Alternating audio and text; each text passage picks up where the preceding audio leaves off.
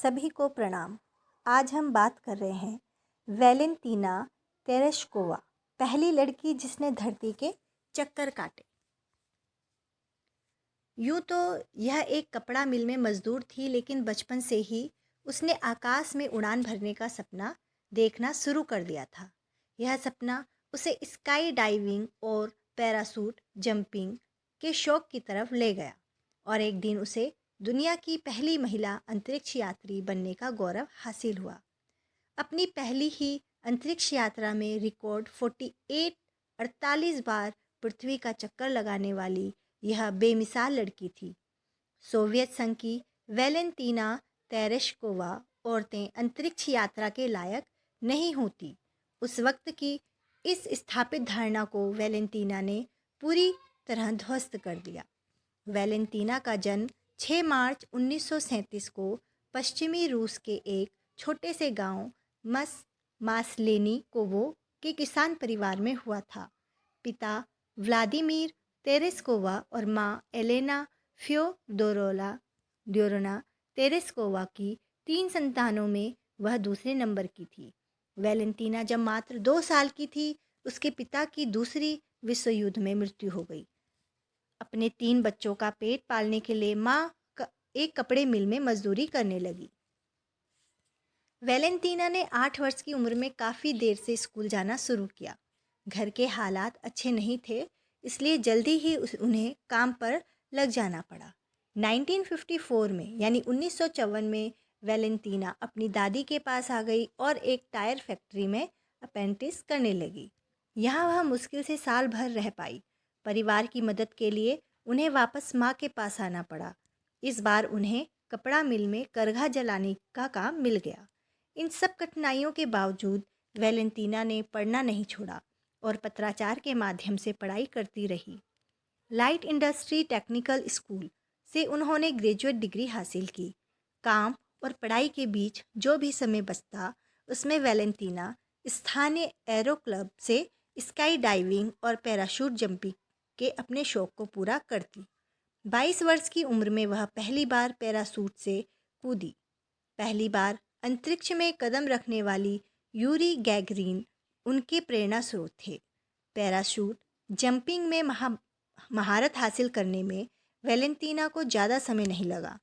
अब तक वह 126 बार छलांग लगा चुकी थी और 20,000 फीट की ऊंचाई से भी कूद लेती थी। उस जमाने में अंतरिक्ष यात्रियों को वापसी के समय पैराशूट के सहारे उतरना पड़ता था।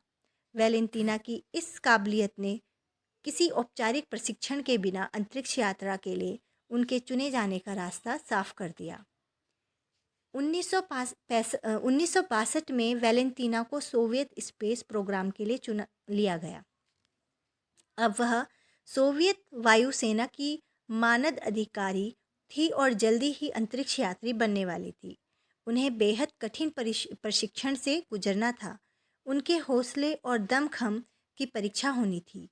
वैलेंटीना को अकेले यान संभालने और उड़ाने का 18 महीने का कठोर प्रशिक्षण दिया गया, जिसमें अंतरिक्ष की गुरुत्वहीन परिस्थितियों से जूझने के सामर्थ्य की भी परीक्षा ली जाती थी। अब तक दुनिया भर में नाम कमा चुके सोवियत अंतरिक्ष यात्री यूरी गैगरिन ने वैलेंटीना के बारे में टिप्पणी की थी। उसके लिए रॉकेट टेक्निक में महारत हासिल करना और यान व दूसरे उपकरणों के डिज़ाइन को समझना आसान नहीं था, लेकिन उसने ये सब काम पूरी दृढ़ता के साथ किया और अपना ज़्यादातर समय किताबों व नोट्स को खंगालने में बिताया। यह ऐतिहासिक शीत युद्ध के समान था। अमेरिका और सोवियत संघ अंतरिक्ष में पहले नंबर पर आने के लिए ज़बरदस्त होड़ कर रहे थे। सोवियत संघ की महिलाओं की क्षमता के बारे में अमेरिकियों की राय अच्छी नहीं थी। सोवियत संघ इसे तोड़ना चाहता था और इसके लिए वह सबसे पहले महिलाओं को अंतरिक्ष में भेजने के लिए एड़ी चोटी का जोर लगा रहा था। दुनिया की 2 सबसे बड़ी ताकतों के बीच इस प्रतिद्वंदिता के बीच सोवियत संघ ने 5 महिलाओं को अंतरिक्ष यात्रा के लिए चुना, लेकिन आकाश में उड़ने का सौभाग्य सिर्फ वैलेंटीना को मिला। 16 जून 1963 को वैलेंटीना ने वोस्टॉक 6 यान को लेकर अकेले उड़ान भरी। दुनिया की पहली लड़की ने अंतरिक्ष की ओर जाते हुए कहा, ए आसमान, अपनी हैट उतार ले, मैं सफ़र पर निकल पड़ी हूँ। वैलेंटीना ने कुल 70.8 घंटे यानी करीब 3 दिन तक उड़ान भरी और इस दौरान उनके यान ने पृथ्वी के 48 चक्कर लगाए। अब तक किसी भी अंतरिक्ष यात्री ने धरती की इतनी परिक्रमाएं नहीं की थी। वैलेंटीना से पहले जाने वाले 5 पुरुष अंतरिक्ष यात्रियों में से किसी ने भी पृथ्वी के इतने चक्कर नहीं लगाए थे। सोवियत संघ के ही यूरी गैगरिन केवल 1 चक्कर लगा पाए, जबकि 4 अमेरिकी अंतरिक्ष यात्रियों ने पृथ्वी की 36 परिक्रमाएं की थी। वैलेंटीना अब अंतरिक्ष में थी। सोवियत संघ के सर्वोच्च नेता निकिता खुश्चेव ने उन्हें संदेश भेजा, वैलेंटीना, इस वक्त मैं बेहद खुशी और गर्व महसूस कर रहा हूँ। सोवियत संघ की एक लड़की अत्याधुनिक यान को लेकर पहली बार अंतरिक्ष में है।